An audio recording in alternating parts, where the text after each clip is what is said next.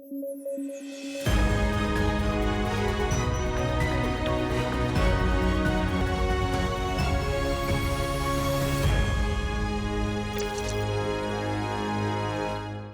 News at 9 programme में स्वागत है आपका। मैं हूं अमृत उपाध्याय।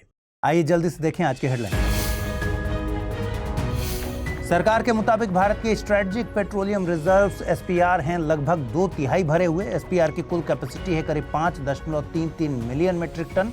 लगभग 9.5 दिनों की क्रूड ऑयल जरूरत हो सकती है पूरी। सरकार ने पेट्रोल और डीजल पर लगने वाली स्पेशल एडिशनल एक्साइज ड्यूटी घटाई। डीजल और एटीएफ के एक्सपोर्ट पर लगाई भारी ड्यूटी। मकसद है तेल की कीमतों पर नियंत्रण।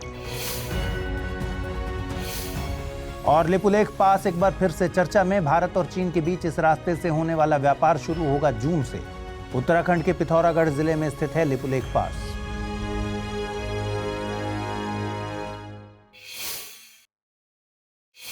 आइए खबरों की शुरुआत करें। यूं ही युद्ध चलता रहा और ऑयल प्रोडक्शन कम हो गया तो भारत वालों का क्या होगा? कैसे चलाएंगे गाड़ी? देश के पास कितना तेल बचा है? क्या ऐसा सवाल आपके मन में भी आता है? तो इसका जवाब है एसपीआर यानी स्ट्रेटेजिक पेट्रोलियम रिजर्व्स। अभी हाल ही में सरकार ने बताया है कि भारत के एसपीआर लगभग 2/3 भरे हुए हैं। भारत के एसपीआर की कुल कैपेसिटी करीब 5.33 मिलियन मीट्रिक टन है, जो फुल होने पर लगभग 9.5 दिनों की क्रूड ऑयल जरूरत पूरी कर सकते हैं। सुनने में कम लग सकता है, लेकिन इमरजेंसी सिचुएशन में ये कुछ दिन भी बहुत क्रिटिकल होते हैं। ये तो बहुत अच्छी बात है, लेकिन एसपीआर असल में क्या है? दोस्तों, स्ट्रेटेजिक पेट्रोलियम रिजर्व्स भारत के लिए एक तरह का ऑयल बैकअप है। ये क्रूड ऑयल के बड़े स्टॉक पाइल होते हैं जिन्हें सरकार खास तौर पर इमरजेंसी यूज के लिए स्टोर करती है, और ये देश के लिए बेहद जरूरी होते हैं। अब सवाल आता है कि ये इतने जरूरी क्यों हैं? सबसे पहले, ये एनर्जी सिक्योरिटी देते हैं। अगर कहीं वॉर हो जाए, शिपिंग रूट्स ब्लॉक हो जाएं, या ऑयल प्रोड्यूसिंग कंट्रीज सप्लाई ही रोक दें, तो देश तुरंत क्राइसिस में नहीं फंसता। दूसरा, ये इकोनॉमिक स्टेबिलिटी बनाए रखते हैं, क्योंकि अचानक तेल महंगा होने पर इन्फ्लेशन भी बढ़ता है और एसपीआर उस शॉक को एब्जॉर्ब करने में मदद करते हैं। तीसरा, ये स्ट्रैटेजिक ऑटोनॉमी देते हैं, यानी भारत को हर ग्लोबल जियोपॉलिटिकल टेंशन पर रिएक्ट करने की जरूरत नहीं पड़ती। अब इन रिजर्व्स को स्टोर करने का तरीका भी इंटरेस्टिंग है। ये जमीन के ऊपर टैंक्स में नहीं रखे जाते, बल्कि जमीन के काफी नीचे बड़े बड़े चट्टानी स्ट्रक्चर्स के अंदर स्टोर किए जाते हैं, ताकि ये ज्यादा सुरक्षित रहें, कम स्पेस लें और किसी अटैक या नेचुरल डिजास्टर से कम प्रभावित हों।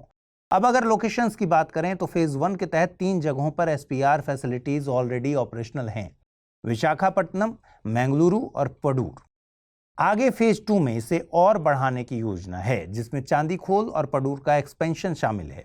ये कमर्शियल ऑयल स्टॉक से अलग होते हैं, जो ऑयल कंपनियां अपने डेली बिजनेस के लिए रखती हैं। ये भी ध्यान रखिए कि भारत में इन्हें मैनेज करता है Indian strategic petroleum reserves limited, जो ministry of petroleum and natural gas के अंडर एक स्पेशल पर्पस व्हीकल है।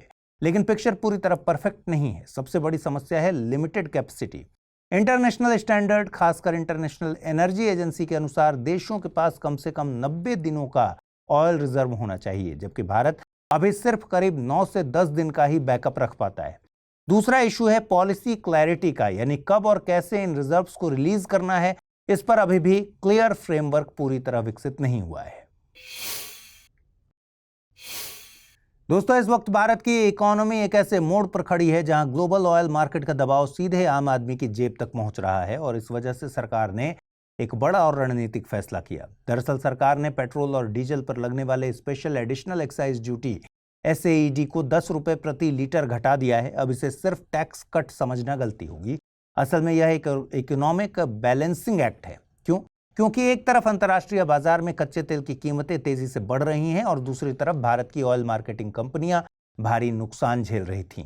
नुकसान है करीब 24 रुपए प्रति लीटर पेट्रोल और 30 रुपए प्रति लीटर डीजल पर।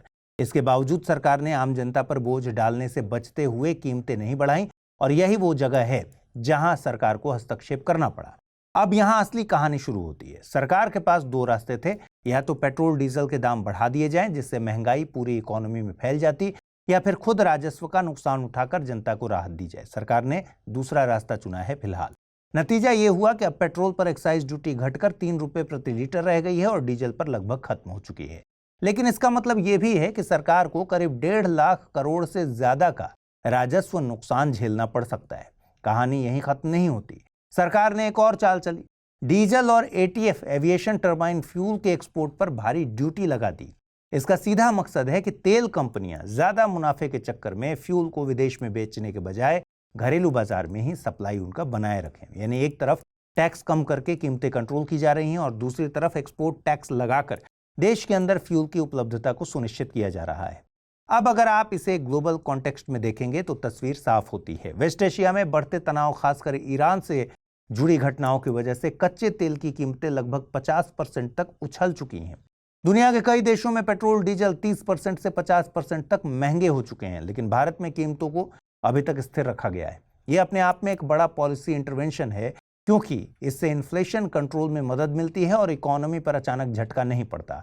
हालांकि इसका दूसरा पहलू भी है। दोस्तों, ऑयल कंपनियों की फाइनेंशियल हेल्थ पर दबाव बढ़ गया है। अगर अंतर्राष्ट्रीय कीमतें लंबे समय तक ऊंची बनी रहती हैं तो या तो सरकार को और सब्सिडी देनी पड़ेगी या फिर धीरे धीरे कीमतें बढ़ानी पड़ सकती हैं। यही कारण है कि यह फैसला शॉर्ट टर्म रिलीफ देता है, लेकिन लॉन्ग टर्म में यह एक फिस्कल चैलेंज बन सकता है।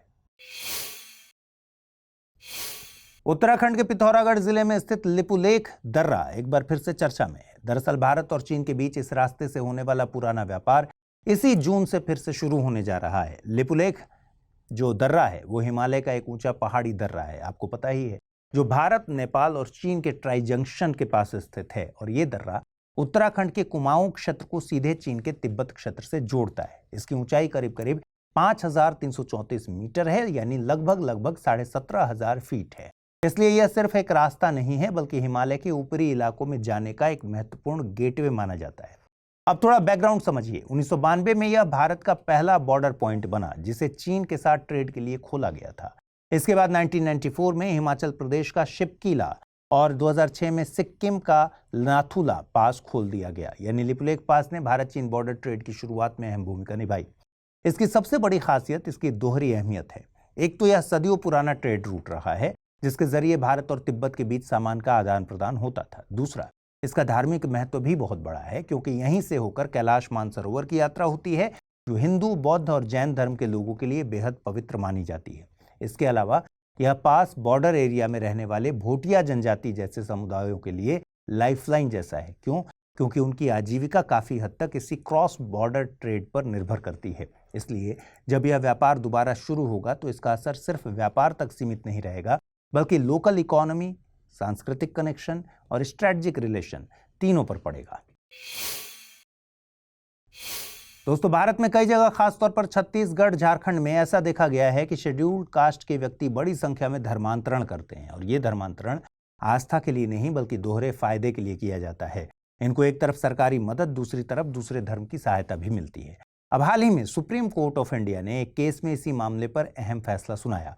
कोर्ट ने साफ कहा कि अगर कोई व्यक्ति हिंदू, सिख या बौद्ध धर्म के अलावा किसी और धर्म जैसे इस्लाम या क्रिश्चियनिटी को अपनाता है तो उसका एससी स्टेटस तुरंत खत्म हो जाता है। यानी जन्म से आप एससी हो सकते हैं, लेकिन धर्म बदलते ही वो कानूनी पहचान खत्म मानी जाएगी। दोस्तों, अब इसे थोड़ा आसान तरीके से समझिए। देखिए, भारत में एससी स्टेटस एक सामाजिक पहचान तो है ही, इसके साथ ही एक लीगल कैटेगरी है। इससे कई सरकारी बेनिफिट्स और प्रोटेक्शन जुड़े हैं। ये पूरा system constitution scheduled castes order 1950 के तहत चलता है। इसके क्लॉज 3 के अनुसार केवल वही व्यक्ति एससी माना जाएगा जो पब्लिकली हिंदू, सिख या बौद्ध धर्म को प्रोफेस करता हो, यानी खुले तौर पर उस धर्म को फॉलो करता हो।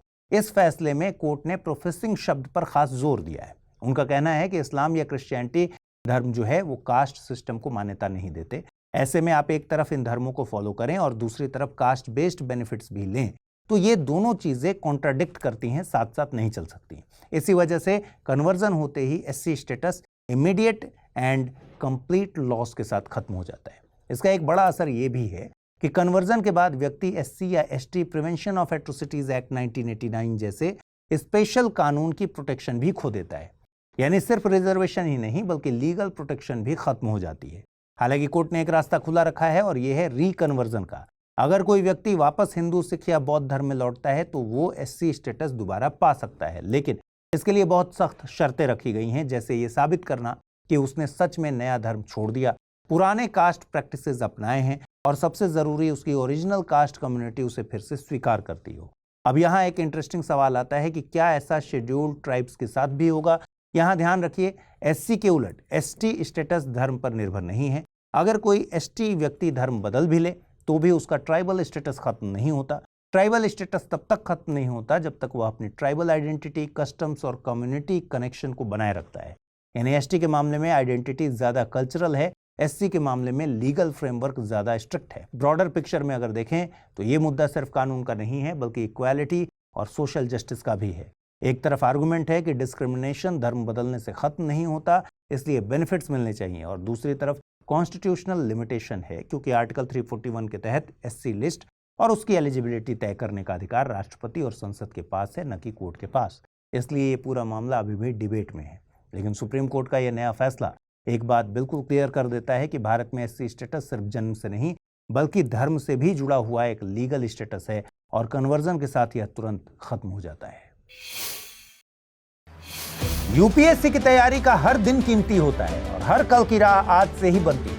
तो क्या आपने प्रतिज्ञा ली है अपने आईएएस सपने को साकार करने की? स्टडी आईक्यू लेकर आया है यूपीएससी लाइव फाउंडेशन हिंदी प्रतिज्ञा प्लस बैच 2027, जहां कराई जाएगी प्रीलिम्स से लेकर इंटरव्यू तक की पूरी तैयारी, वो भी रणनीतिक गहराई के साथ और सही मार्गदर्शन के साथ। इस बैच में आपको मिलेंगी 1000+ आवर्स की लाइव और रिकॉर्डेड क्लासेस, मार्गदर्शन और सारथी कार्यक्रमों के माध्यम से 1-to-1 personalised mentorship, daily current affairs test series और सीसेट का complete coverage, handwritten notes, PDFs और 18 बुक्स का सेट।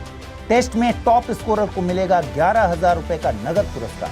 प्रीलिम्स और मेंस रेसिडेंशियल प्रोग्राम यानी पीआरपी और एमआरपी डिसिप्लिन के साथ फोकस भी देंगे। इंटरव्यू गाइडेंस प्रोग्राम यानी आईजीपी के साथ अंतिम दौर तक स्टडी आईक्यू आपका साथ निभाएगा।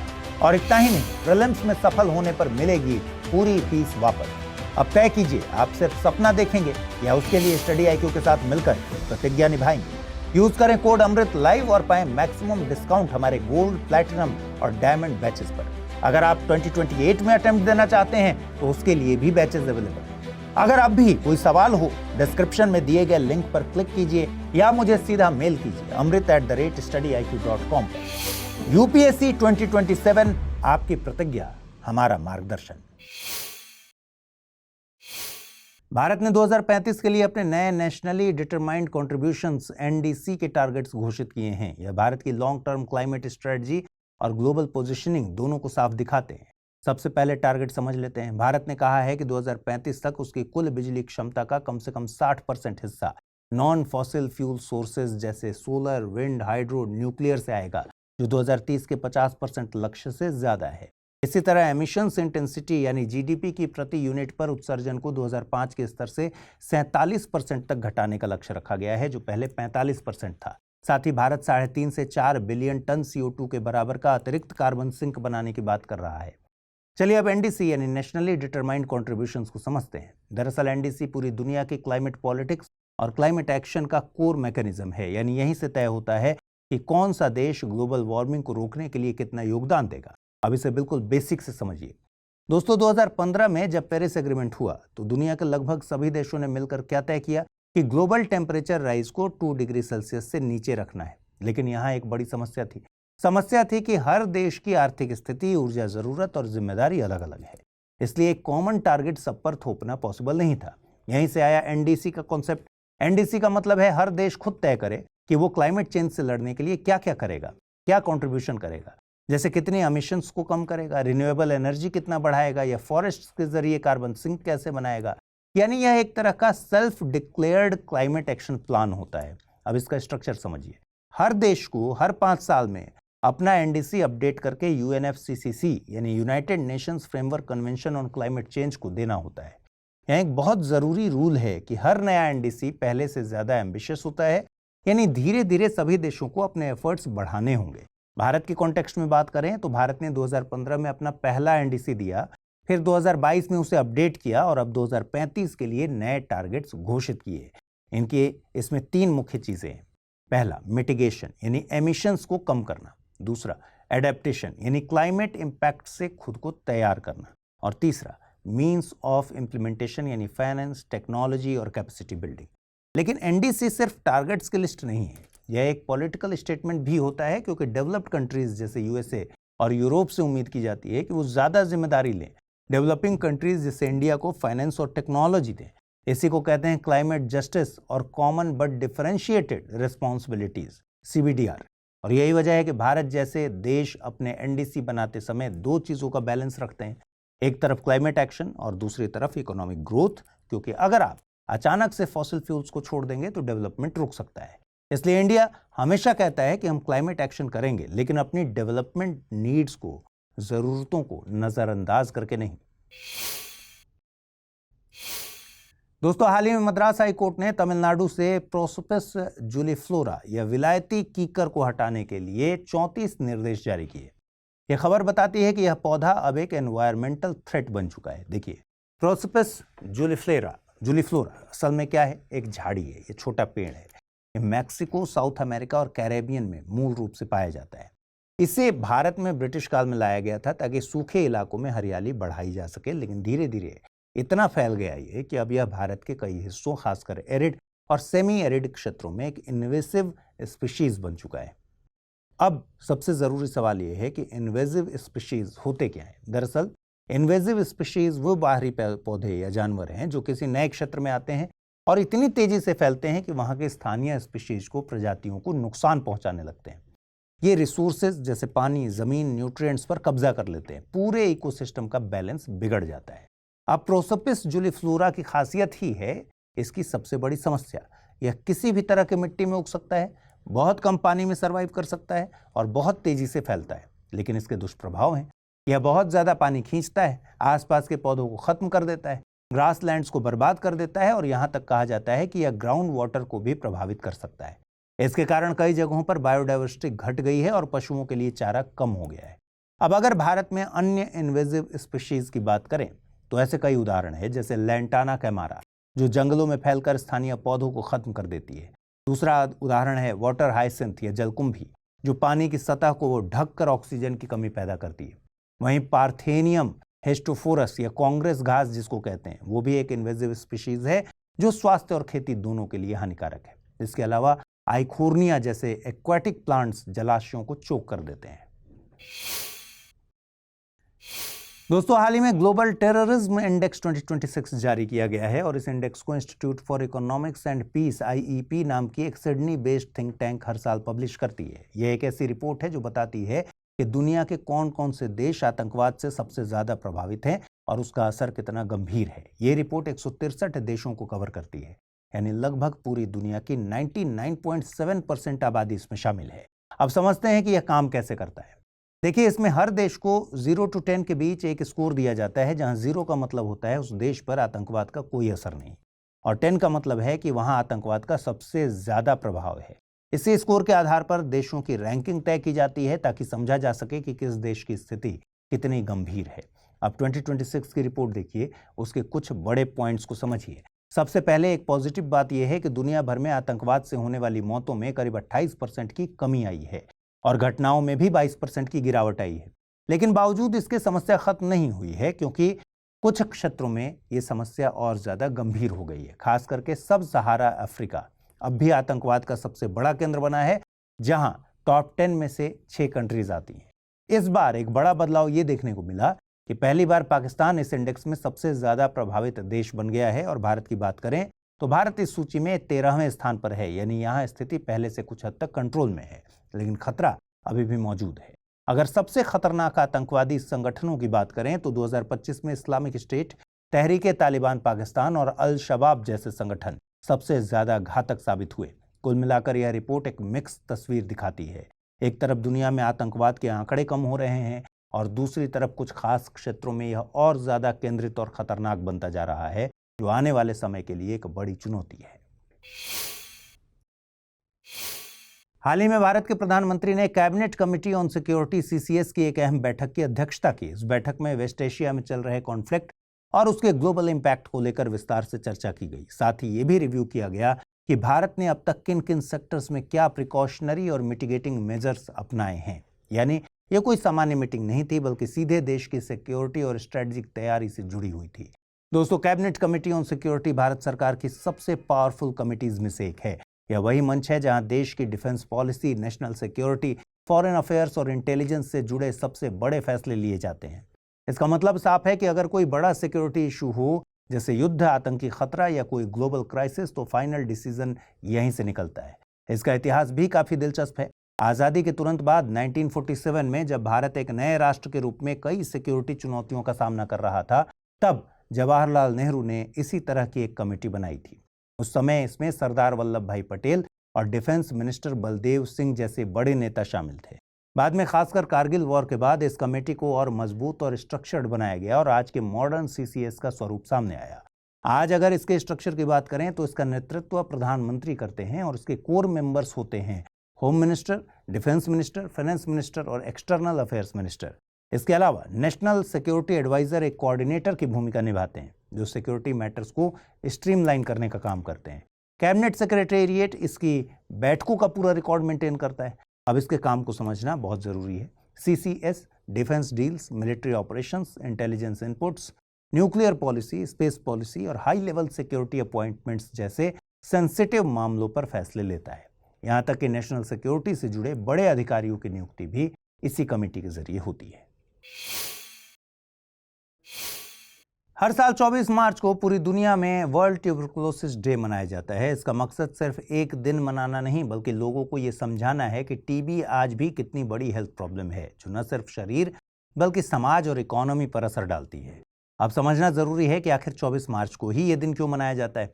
दरअसल 24 मार्च 1882 को रॉबर्ट कॉक ने माइकोबैक्टीरियम ट्यूबरकुलोसिस नाम के एक बैक्टीरिया की खोज की थी जो टीबी का कारण बनता है और यही डिस्कवरी आगे चलकर डायग्नोसिस और ट्रीटमेंट की फाउंडेशन बनी। इस बार वर्ल्ड हेल्थ ऑर्गेनाइजेशन ने 2026 के थीम के तौर पर yes we can end TB को रखा। यानी अब सिर्फ टारगेट की बात नहीं बल्कि ग्राउंड लेवल पर एक्शन, इनोवेशन और कम्युनिटी पार्टिसिपेशन पर फोकस किया जा रहा है।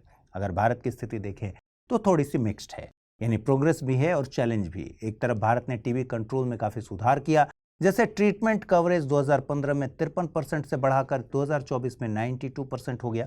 डेथ रेट कम हुआ है, लेकिन दूसरी तरफ भारत अभी भी दुनिया के लगभग 25% टीबी केस और करीब 28% टीबी डेथ्स का हिस्सा है। यानी बर्डन अभी भी बहुत बड़ा है। सबसे बड़ी समस्या है मिसिंग केसेस की। दरअसल करीब 1 लाख ऐसे लोग जिनकी टीबी डिटेक्ट ही नहीं हो पाती, जिससे बीमारी फैलती रहती है। अब आपसे कोई पूछे कि आखिर भारत टीबी कंट्रोल करने को लेकर क्या कर रहा है, तो ये बताइएगा। भारत ने टीबी खत्म करने के लिए 2025 तक एलिमिनेशन का एम्बिशियस टारगेट रखा था। ये टारगेट था हर 10 लाख लोगों पर 1 से कम केस को ले आना। इसके लिए नेशनल टीबी एलिमिनेशन प्रोग्राम चलाया जा रहा है जो detect treat prevent build DTPB strategy पर काम करता है। हालांकि ये टारगेट अभी हासिल नहीं हुआ, लेकिन प्रोग्रेस जरूर हुई है। 2015 से 2024 के बीच नए मामलों में 21% और डेथ्स में 28% की कमी आई। वहीं हाल ही में टीबी डे 2026 पर कई इनिशिएटिव्स लॉन्च किए गए, जैसे टीबी मुक्त भारत अभियान 100 दिन का, जो तेजी से केस खोजने और बेहतर इलाज पर फोकस करता है। इसके अलावा टीबी मुक्त भारत ऐप जो मरीजों को ट्रैक करता है और ट्रीटमेंट एडहेरेंस सुनिश्चित करता है, और टीबी मुक्त अर्बन वार्ड इनिशिएटिव जो शहरों के हाई रिस्क एरियाज को टारगेट करता है। ग्राउंड लेवल पर भी बहुत बदलाव हुए। भारत के पास अब दुनिया का सबसे बड़ा टीबी लैब नेटवर्क है और 92% मरीजों को शुरुआत में ही ड्रग रेजिस्टेंस टेस्ट मिल जाता है।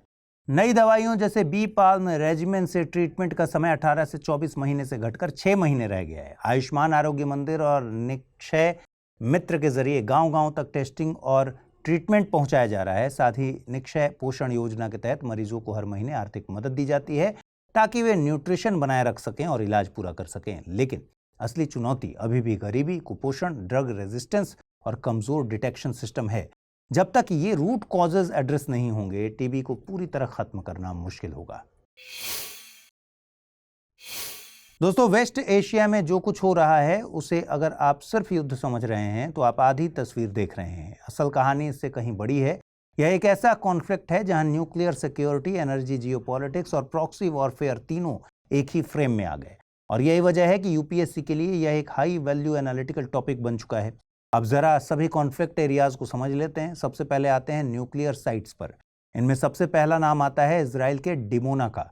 यह नेगेव डिजर्ट में स्थित है और लंबे समय से इजराइल की न्यूक्लियर एम्बिग्युइटी पॉलिसी का प्रतीक माना जाता है। दुनिया जानती है कि यहाँ प्लूटोनियम प्रोडक्शन की क्षमता है, लेकिन इजराइल ने कभी भी इसे खुलकर स्वीकार नहीं किया। यही एम्बिग्युइटी उसे स्ट्रेटजिक लेवरेज देती है, लेकिन यही जगह अगर किसी हमले की चपेट में आ जाए तो मामला सीधे रीजनल कॉन्फ्लिक्ट से उठकर ग्लोबल न्यूक्लियर एस्केलेशन तक पहुंच सकता है। सबसे बड़ी चिंता की बात है कि ईरान की एक मिसाइल इसी के आसपास गिरी। दूसरी तरफ ईरान का नतांज है।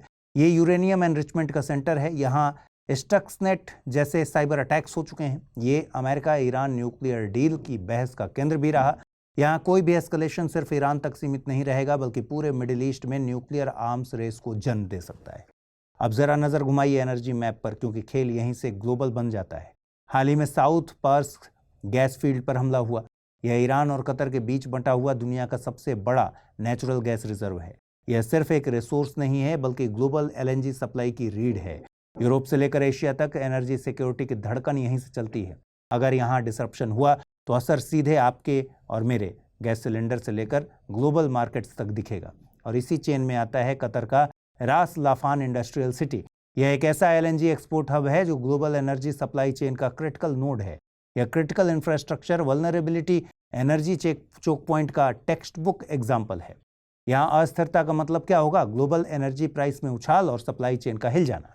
लेकिन कहानी यहीं खत्म नहीं होती। कुछ और प्लेसेस हैं जो चर्चा में आए, जैसे लेबनान की लितानी नदी। यह एक साधारण नदी नहीं है, यह इजराइल हिजबुल्लाह टकराव की स्ट्रेटेजिक बाउंड्री है।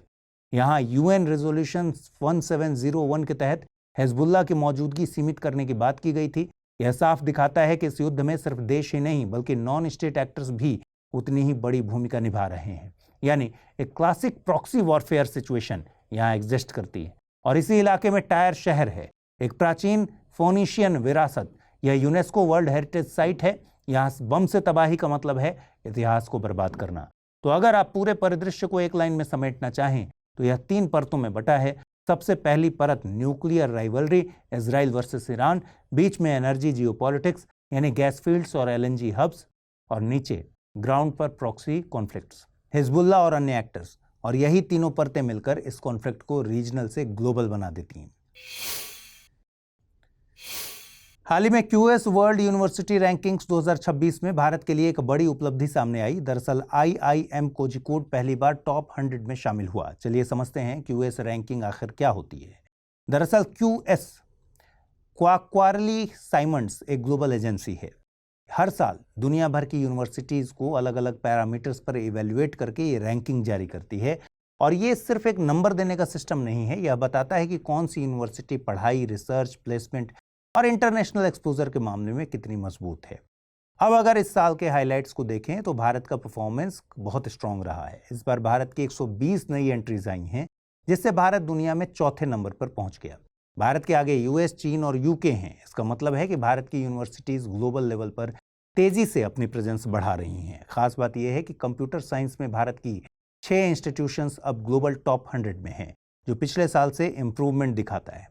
इसके अलावा कुछ स्टैंड आउट परफॉर्मेंसेस भी देखने को मिली, जैसे आईआईटी धनबाद, जिसने मिनरल एंड माइनिंग इंजीनियरिंग में अपनी स्ट्रांग पोजीशन को बनाए रखा, और आईआईएम अहमदाबाद, जो बिजनेस और मैनेजमेंट स्टडीज में टॉप 25 में पहुंच गया। ये दिखाता है कि भारत अब सिर्फ क्वांटिटी में नहीं, बल्कि क्वालिटी में भी ग्लोबल स्टैंडर्ड्स को मैच कर रहा है। हाल ही में union home minister of India ने सिख धर्म के दूसरे गुरु अंगद देव को उनके ज्योत दिवस पर श्रद्धांजलि अर्पित की। यह दिन उनके 1552 में हुई देह त्याग की याद में मनाया जाता है और सिख परंपरा में इसे बहुत सम्मान के साथ याद किया जाता है। दोस्तों, गुरु अंगद देव जी सिख धर्म के दूसरे गुरु थे। उनका जन्म 31 मार्च 1504 को लहना नाम से पंजाब के फिरोजपुर जिले में हुआ था। बाद में गुरु नानक देव जी ने उन्हें अपना उत्तराधिकारी बनाया और वे 1539 से 1552 तक सिखों के गुरु रहे।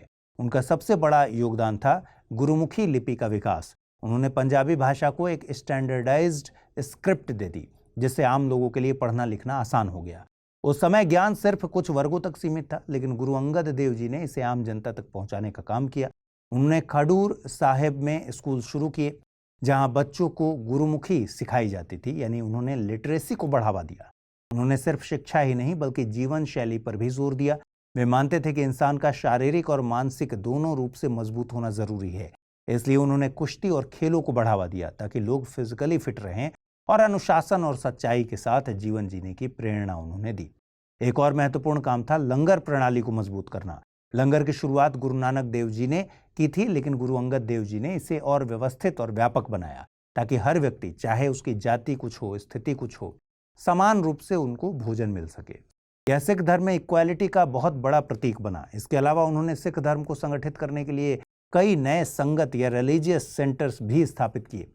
इससे सिख धर्म का विस्तार हुआ, एक मजबूत कम्युनिटी बेस तैयार हुआ। उन्होंने खुद भी 62 भजन रचे जो सिख धर्म ग्रंथों में शामिल हैं।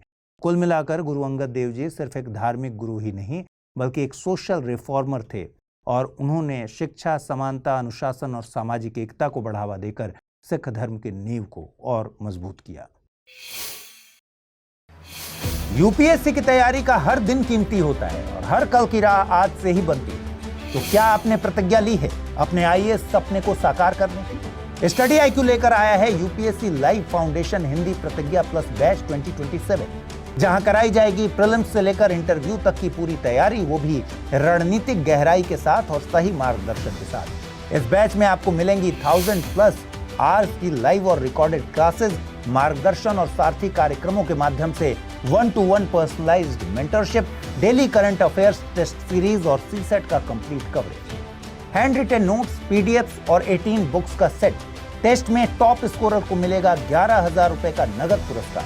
प्रीलिम्स और मेंस रेसिडेंशियल प्रोग्राम यानी पीआरपी और एमआरपी डिसिप्लिन के साथ फोकस भी देंगे। इंटरव्यू गाइडेंस प्रोग्राम यानी आईजीपी के साथ अंतिम दौर तक स्टडी आईक्यू आपका साथ निभाएगा। और इतना ही नहीं, प्रीलिम्स में सफल होने पर मिलेगी पूरी फीस वापस।